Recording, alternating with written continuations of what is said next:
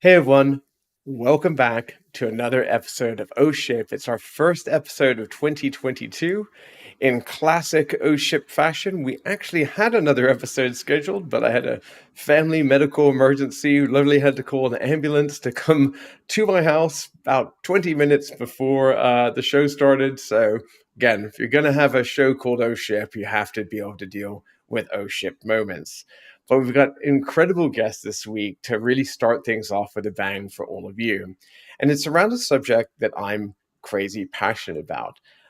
It touches on global issues. I love anything that helps spanning cultures, and it helps understand, it helps a subject talking about how to deal with culture and bridge culture and communicate on a broader scale. And if you wanted to have a conversation like that and to get some great insight, who better than to have the co founder and chairman of Translated? Now, if you're not aware of what Translated is one of the largest global translation platforms out there. They have a staggering number of translators in their platform and translate, I think, over 180 languages I read online. Isabelle is also the CEO at Pi School and the co-founder of Pi Campus, and we'll hear a bit more about those today.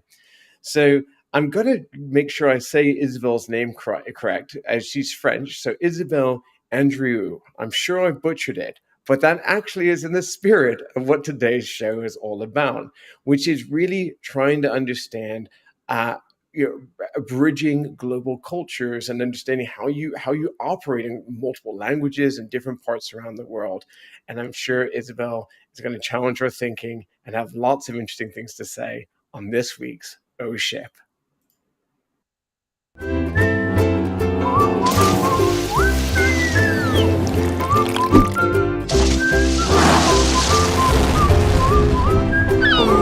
Oh shit. Isabelle, welcome to O Ship. How are you? Thank you, Freddie. Thank you very much. I'm very good, actually, and you just said my name very well. So thank you so Oh, much. good. I do great. I didn't even have to hire anyone from Translated. It's perfect. Exactly. That's great. Well, I try really hard. I've lived in quite a few countries around the world, and I always feel bad when I butcher names. I've had a lot more challenging to practice with, so I'm glad I did yours Yeah, but justice. and yeah, also everybody wants to be heard by its own name, so it's very Yeah, important. I yeah, also try to agreed. make sure that when I meet someone, I learn his name Yeah, in his own language. So. that's very cool. I love the giant heart behind you. So where are you calling in from today? Calling you from Rome, city Rome, Italy. It's Lovely. translated as its headquarters, and where we decided to run the business in Italy. Yeah. Very cool. So I'd love to, I talked a little bit about Translated, but I want to help our audience who may not know about you or your company, just to have a little bit more understanding of your background. So could you just tell us a little bit more about the company? Yeah, so Translated is a very large platform. We are born as a transactional translation company, and we serve every kind of client, from the private person to small and medium enterprises, and recently, in the last 3 years, big corporates such as Airbnb, Microsoft, Google. Nice. And we operate with translators all around the world. So we have a float of 200,000 translators, native speakers, all professional translators. We actually don't work with all of them, but it's very important to have them in our database to make sure that we pick the right one for the document you need to translate, because when it comes to translating a very specific document, maybe in a rare language, you need to have that one person that is particularly skilled to do that job. And we help a lot translators with technology. We are a tech savvy a tech-savvy company. We've been using technology since the very beginning when we started in 1999, because we were only the two of us. My husband and I are running the business together, and we had very few money at the beginning, so technology is something that helped us a little bit when we started the company. And we also wanted to put innovation in this, let's say, field, translation, because we've been translating the same way for centuries. You know, you take your source document, your target document, you start translating. So how can we help translators being more efficient? While the business was growing, we decided to help them with technology. So avoiding translating twice the same thing or something like that. So Because translated I to mean, in the translation world, a lot of times people charge by the word, right? So you're trying to find exactly. like real efficiency there. Exactly. So, and also, how can you split the benefit of technology between translators and the clients, which is something we really want to do. We want things to be very fair. So that's also an approach we have.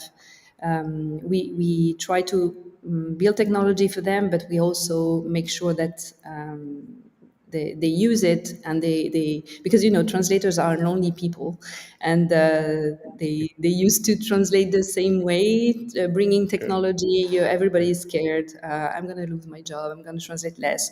Instead, it's the contrary that happens. They translate more volume. Yeah, that's a So, little so bit. I'm, so I'm intrigued. How many people are on the platform? You mean in Like the translators?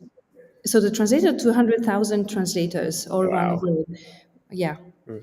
So That's it's a lot, but incredible. it's only it's not all the translators in the world, and our goal is to have them all, an engaged Wow. community. So in our plans, it's about how can we engage such an amazing community of translators. Um, And I have yes. to ask, did you start as a translator? I studied as a translator. Yeah. I am a linguist myself, so Yeah. I'm French, and I studied in France. Yeah. And How many languages do you speak out of interest? so I speak fluent in Italian, French, English, a little bit of German, and I understand Spanish. That's Yeah. awesome. I only speak two languages, English and American, but I'm working on more.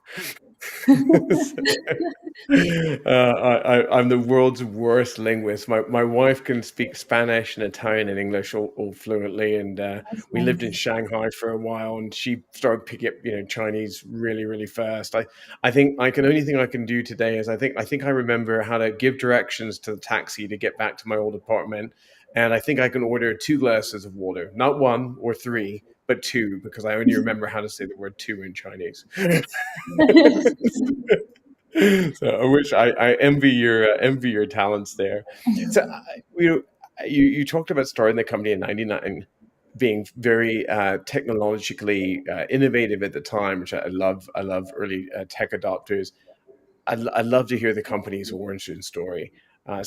What made you and your husband started, or did you meet at the business, or how did this all come Not to at be? all. Not at all. It's not. It's not. It was not planned.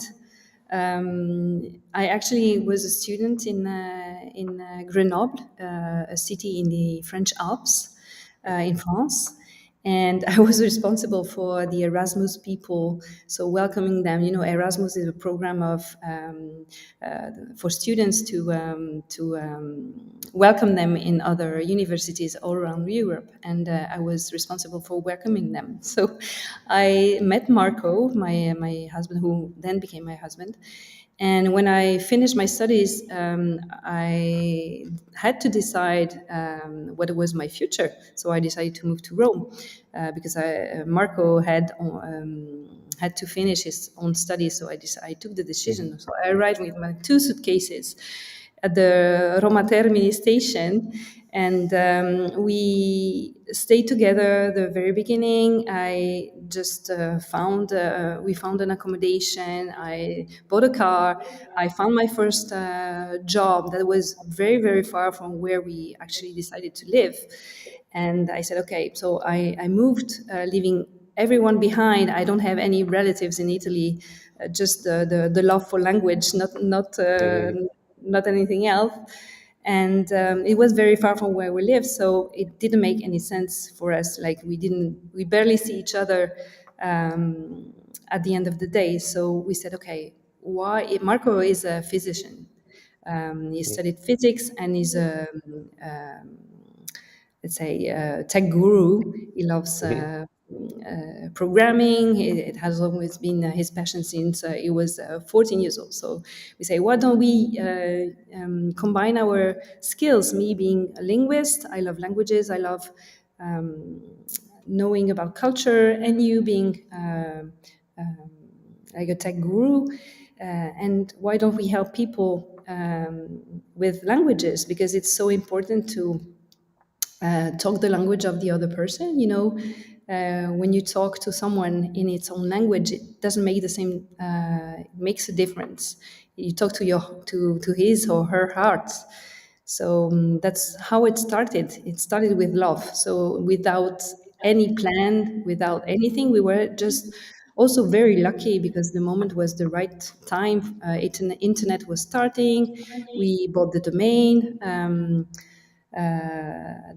name, and then we started. Great domain name. Yeah, we started Sure, it's worth a couple promoting bucks. translations. I, It didn't it's work funny. I didn't really. at the What was that? beginning. It Oh didn't no, work. no, I'm sure back everything was a steal back then. I'm sure this is just a coincidence, but hearing you saying it all kind of started with love, and there you are with that big, beautiful heart behind you. Is that coincidence, or is that something you've just kind of woven into the DNA of the company? No, no, it's just in the DNA of the company, and I I love want to that. be the advocate for that. When you start your own company, it's like your first baby. Yes. I actually we have 3 kids, but translated is like our number one baby. When you start, it's just like that. So um, Number one, because you started first, or you mean it's your favorite? Have you told your children that? Are they upset by this? I'm just kidding. I'm just I know. kidding. That's too funny. Yeah. One of the things you mentioned a second ago that I really loved, you talked about this speaking to people in their own language and how that connects with people in a different kind of way. And so, what I'd love to understand is, tell me more about what you've learned when you think about a company like you that is dealing with, I'm guessing, customers in probably darn near every country on earth. You're not only you working in countries with companies in different countries, you're then helping them to interact with people in different countries. And I think there's something immensely powerful about that. And it's easy to go, "Oh, well, I'm translating some text," but it's so much more than that. And this is about global connections, and I'd love to understand, like, what you've picked up along the way.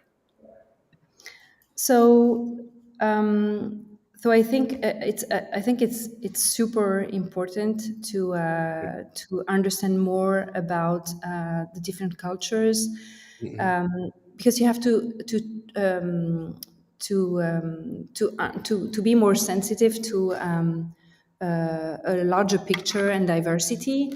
Um, and also being a leader, you have to set an example. So being a leader myself or being a leader of a large company, you have to pay close attention not to neglect essential matters when it comes to global business. mhm, And you have to set the example from the top in developing a global mindset. So that mhm, it means that you need to be open to differences and approach them with a non-judgmental point of view. So that's very mhm, important. And for the others to follow you, you need first to start acting like that and go even beyond embracing the culture of acceptance. And I'm also a big advocate of for empathy, because I think empathy Mm, helps you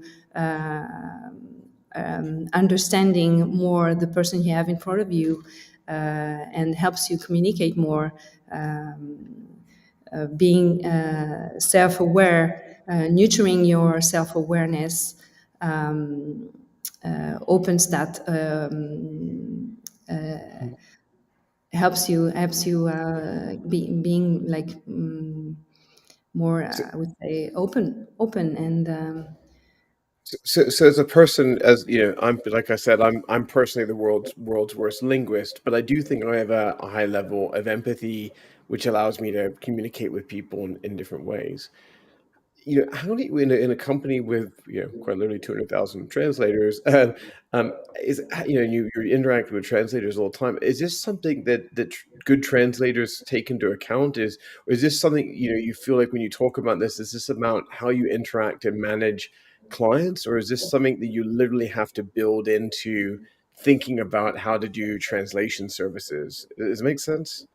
can you repeat that, because I don't think I Yeah, got it. I guess I'm trying to say that, you know, you could when sometimes when you think about translation, it's easy to say, well, I took this sentence and I made it say that same sentence Yeah, in Spanish, right? yeah. But I think there's more there's another layer to it, it sounds like you're saying, which is about understanding perspective and empathy. And so how do you train that into translators? You know, to say, hey, it's more than just the words. Does that make sense? Yeah, exactly. Yeah, yeah. So, and you know, it becomes more and more difficult to make translators understand that, but they have their own uniqueness, why when they are translating their words. Because when you, for instance, when you take a document and you make it translated by one translator number one or translator number two, like, you will have two different versions, because if you translated Freddie yourself, and if I translated myself, Mhm, you will be able to give like your own flavor to it. And mhm, today, it's more and more important to make sure that translators express that, especially with technology. Because what makes the difference between an automatic translation, let's say, and a mhm. professional translation is the human flavor you put on, Heart. on your heart, the heart you put on your Yeah, translation. yeah. So That's very that's interesting. And yeah. so when you, you obviously again your clients by their very nature, if you're looking for translation, typically you would argue that they're global clients. You know, they're thinking about how do I reach new markets, certainly different cultures, even if it could be in the same country. Um, what do you think the biggest challenge is that global companies have to building kind of international business when it comes to, you know, language and communication? You know, what are the stumbling blocks you think that they run into the most from what you've kind of seen, you know, in your position in doing global translations?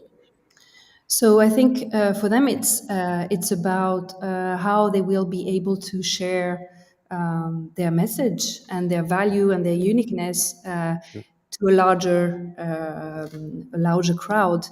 So I think that's the main challenge for them, to be able to be understood by the larger number of people. So that's why it's so important to do a deep dive in the Mhm, specific culture of each country, making sure that you are not translating in a language that is not the main language spoken in that mhm, country, for instance, or mhm, making sure that you are not translating or either communicating with colors that are not the good colors for like the Uh, uh, Chinese uh, or Korean culture, for yeah. instance.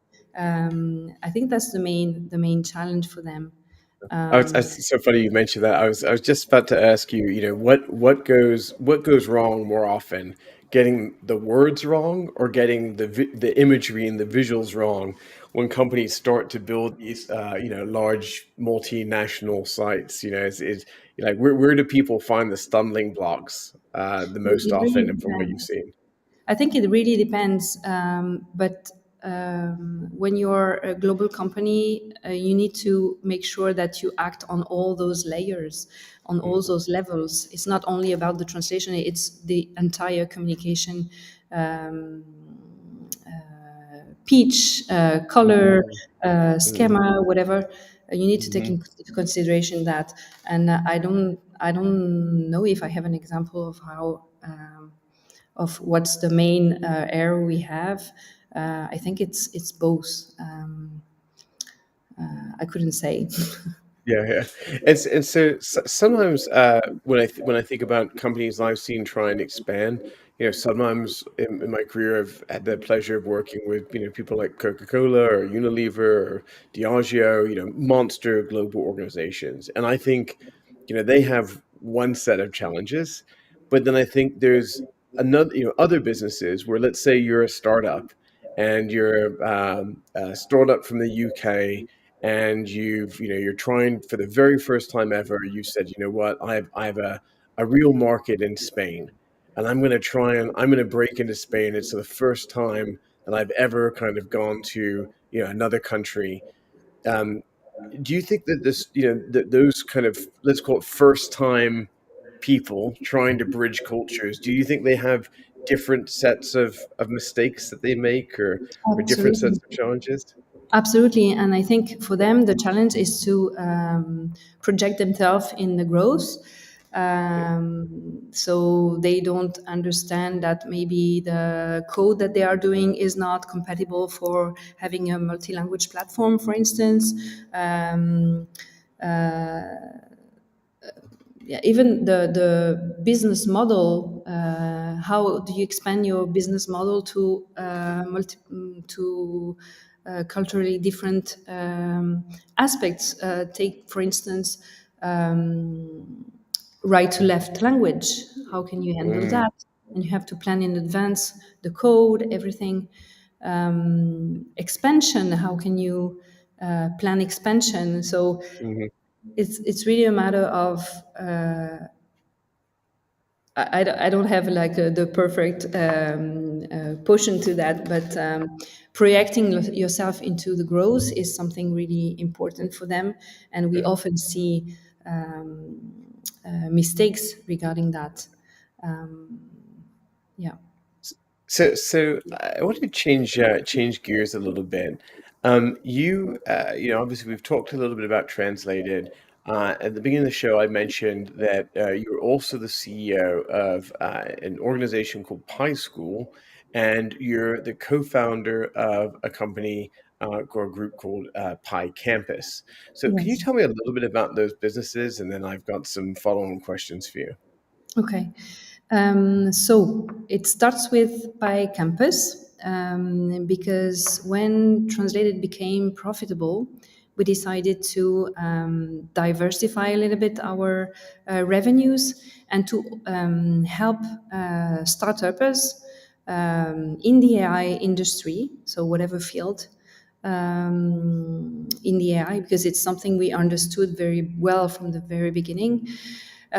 So we invested in startups from all around the world that apply AI to several fields, like, Very cool.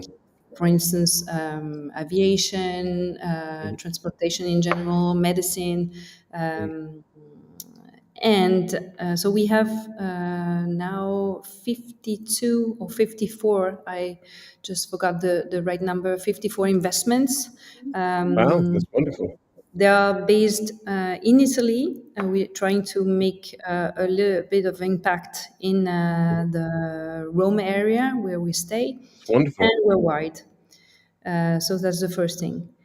And then Pi School is the one of the spin-off that comes from Pi Campus. It's a school that helps both companies to inject more. We help them injecting more AI in their processes. If they have Mhm. like a pain, they've already tried to inject AI in their own business, but maybe they don't have the skills.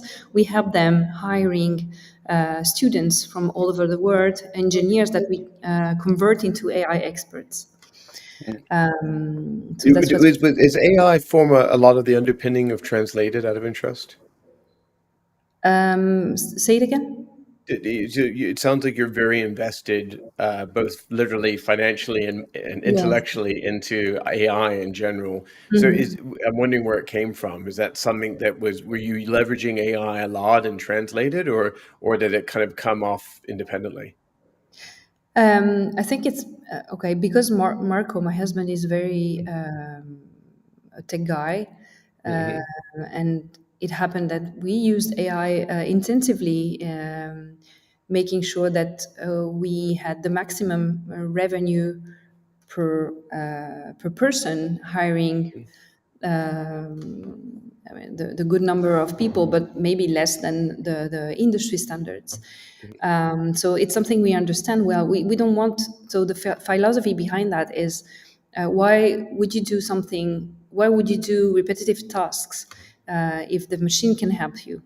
And Hmm. it, I'm a so fan. how can you make an impact? How people are more intelligent than doing the same thing all the time. So Mhm. how can we help translators? How can we help our project managers? It doesn't make it doesn't don't give a lot of value if you do the same thing every day. Instead, you have to spend more time on the phone with the customers rather than writing the same email. I mean, Mhm. so everything is that is repetitive within the company has been automated somehow to make Mhm. sure that the person is able to give its own value to its job. Mhm. So humans in general need to do intelligent things, and machine can support that. So that's the That philosophy. So I teased you about your favorite baby being your first company, but I am intrigued with Oh my God. 53 investments, which I think is remarkable, by My the first way. one Don't worry, they're is not. They married haven't to seen it me. yet. She will be. I'm associate.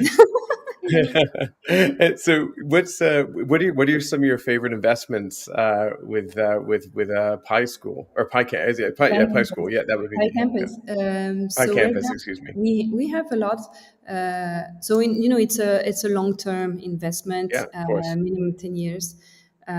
We've been investing in Boom, which is a supersonic airplane, the next Concorde, together Very with cool. Richard Branson at the very early stage. And I think this one is going to be like a new unicorn for sure. That's exciting. Um, I've been following Boom as well. Actually, really? my 13th birthday present is I got to fly on Concorde, and I got to go in the cockpit for takeoff. It was pretty amazing. It's one of Wow, my great lives. It's excellent. also has a distinct memory in the spirit of O ship. It's the only plane I've ever thrown up on. So I always, well, the Concorde did not do well in turbulence. It Mm. was not a turbulence friendly plane. And when it hit turbulence, that thing would drop 100 feet at a time. Oh my It was God. a little rough. But that's exciting with Boom. Yes. I can see why you'd be very passionate about that. Yes, and also we have. I mean, so Boom is I would say, the most promising. We have other companies we invested in the field of um, medicine. For instance, how Yeah. can you help people with cancer to find the right cure for them? You know, it takes like 6 months for you to know which is the great cure for you to be treated. How can AI help you with that? So it means that this company is called Cambridge Cancer Genomics. It's a company that was created also by Cambridge, the University of Cambridge, and Mhm. they are doing a lot of cool things for cancer. So in the field of medicine, we have two or three that are very promising. I love how diversified you are. I have to ask, why pie? Oh, it's a long story. What's the shorter version? um, I'm okay. 314 is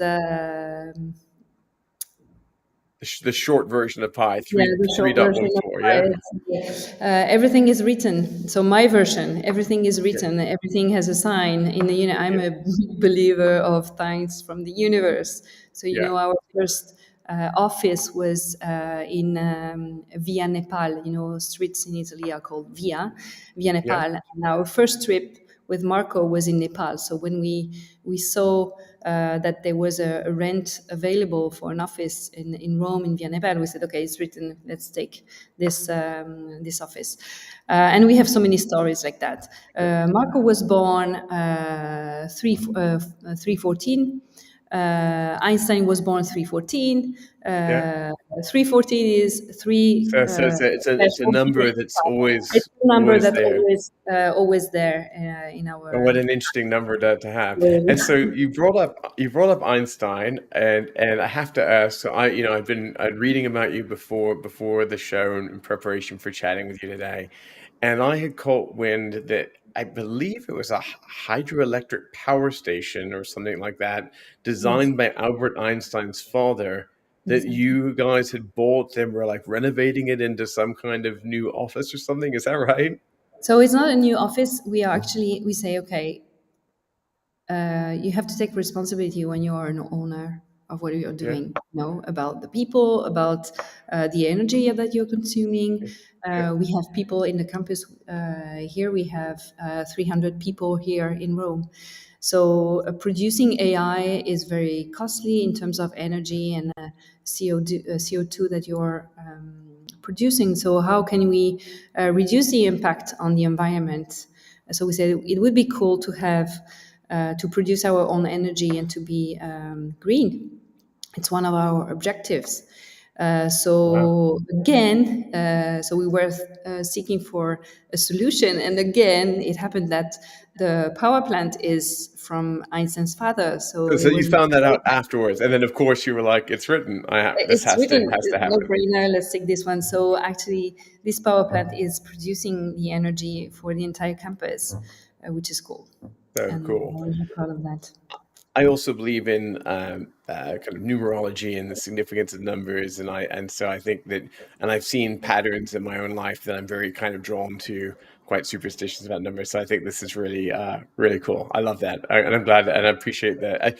If that was the short version made the point. It was great. I liked it. Um, so I got just a couple more questions for you today. Um, one of the things I'd love to understand is your business translated. Again, it's got a significant number of people involved in it.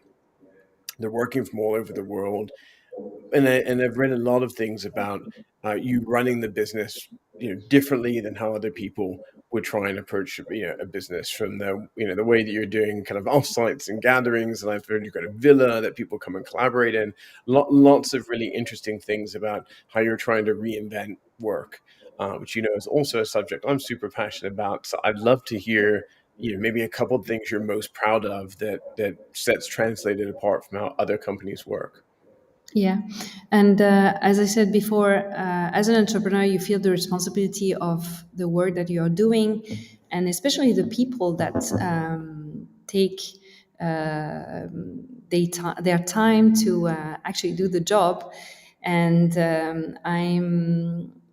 I really believe that you have to make people feel comfortable to make them thrive. So we have and it comes also from my personal experience, because when I started in Italy, I was hired in an office that was very gray, not putting a lot of efforts in welcoming people. So I said one day, I don't want to transmit the same experience to the people who decide to take the journey with me. I need to make sure that they can express themselves and thrive. So we have these beautiful villas with sports activities available for employees. I know that you guys in the US and especially in the West Coast Mm. have this kind of, let's say, benefits for employees, but in Europe it's quite Very uh, unusual. unusual to put your focus on people. And Mm. I think that if you have happy people, they produce more. If you always talk about numbers, it's not going to work. You have to talk uh, about people first. Mm. Um, so we put a lot of attention to our team, and we make sure that they grow, that we accompany them through their professional journey. We have also a villa that we bought 2 or 3 years ago with the fund from the company that Mm. we open for the people's family to make to I mean, nobody in the company would have been able to buy such a luxurious villa on its own, but Mm. we did it with the company, and everybody has its own coins, and they can go there on a weekend in Tuscany and share some good time with their family. Very cool. We do that for them, and we also do offsite there. These are the kind of examples that I can give you. We also have sports, massage, croissant, everything. Yeah. Yeah, it's funny when people I think sometimes struggle with having an inward focus when it comes to a company, whether yeah, recently at Chameleon Collective, or even our mission statement and our purpose are inward facing. And I think a lot of people, think that it always needs to be about, your clients. But actually, I think, if a lot of the purpose is enabling the success of your people, and you prioritize your people, if your most valuable asset is those people, and I don't mean because you retain them and hunted them down or whatever. I mean in the sense that that's what clients are hiring you for. They want the best translators, or in our case, they want the best interim leaders or consultants or recruiters or whatever. And so, if you make a company that is I call it a honeypot, but like a honeypot for great talent, it's where all the best people want to be. Then you're it's good for the people. You're doing something that makes you feel good because you're making your team feel good and making them excited and improving their quality of life. And at the end of the day, you can rationalize it. It's good business, in my opinion. Yeah. You're actually helping your clients because you need to retain the best people to be the best business you can be. It starts with yourself. So how can you have Mhm, an impact in mhm, what you do? And it can be you have an impact on all your behaviors. As a leader, you have to lead that way. So how can I have an mhm. impact on the people I lead? How can I have an impact on my translators, on my customers? It's all about that. So, So what if you look back at the leader that you were 15 years ago or 10 years ago versus the leader that you are today? What's the biggest thing that's changed for you? self confidence, understanding that you are leading by example, and Hmm. what you are doing for the others and for yourself, of course, but for the others. Hmm. So confidence for sure. Um, and also, yeah, not to be afraid of doing your best, not to be afraid in general, Hmm. embracing the future and embracing change. um, I think that's pretty much how different I am Yeah, today. yeah, that's great. And do you and your husband kind of still does he have a very specific role within the company, or do you guys kind of co-lead this today? Like how, I mean, now it's such a much larger organization. I'm interested to know how you guys kind of partner up. So Marco is the CEO of the company, Yeah, always having an eye on technology because yeah, he doesn't want to delegate. he's yeah. micromanaging technology. Yeah. It's It sounds like he loves it though. he loves it. Yeah. I do take care of the trainings, Mm, the people, the growth of the people. That's what I'm most, let's say, fascinated about when you empower people. I love seeing people blowing, and me too. yeah, it resonates a lot with me. So, So, yeah. and I'm so also an advocate for women. How can you combine like family life with your business? So I try to be kind with our female leaders in the company, and they are a lot. So So I used the term a second ago for you and your husband as kind of co-captaining the business, but I heard this is not the only thing that you guys are co-captaining. So could you tell our audience a little bit about this, wild uh, sailing adventure you're about to go on? I just thought this was the coolest thing I heard today. it's a crazy project, but beautiful. So how do I start? So in 2023, there's going to be the 50th anniversary of the Global Ocean Race, which is a race all around the world that started in Amazing, 1973. And people have these beautiful sailing boats from amazing. this period of time. And also for the 15th anniversary, you'll have to have the same kind of boat, a boat from that time. So, Wow. um, So they're and not, so you're not chock full of technology and no, and the thing engineered is, like real how sailing boats.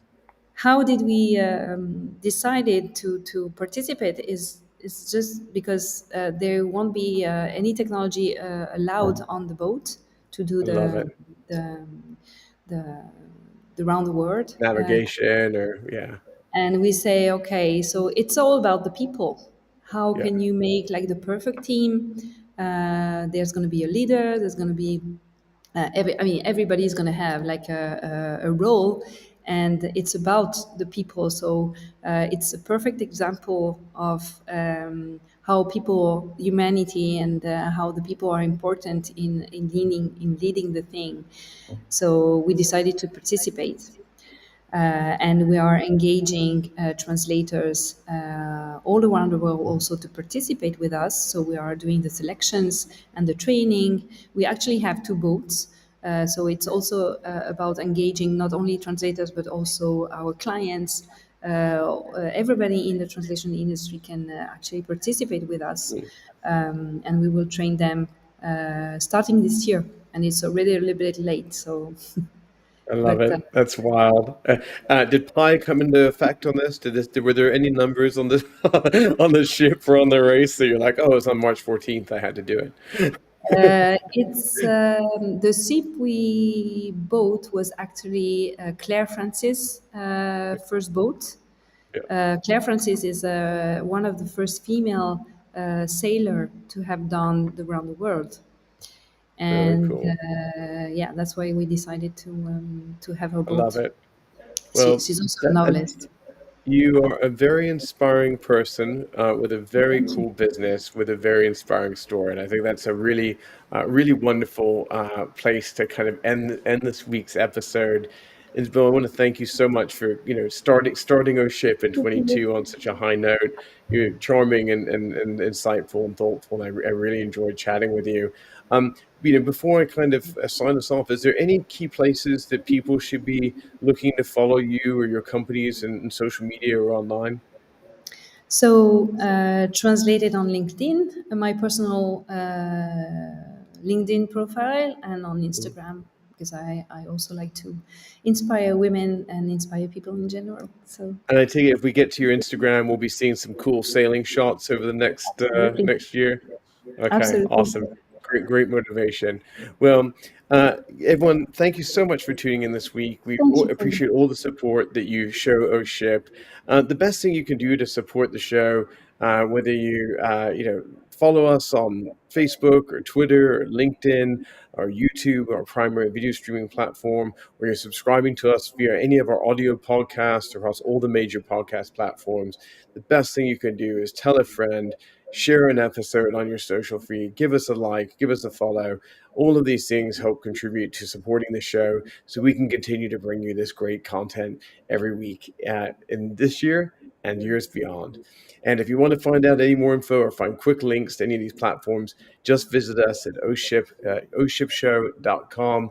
Thank you again for your time. Isabel, thank you again. It's great Thanks a seeing lot. you. And I Thanks, thank everybody. all of Thanks you a lot, for Freddie. tuning in. Bye.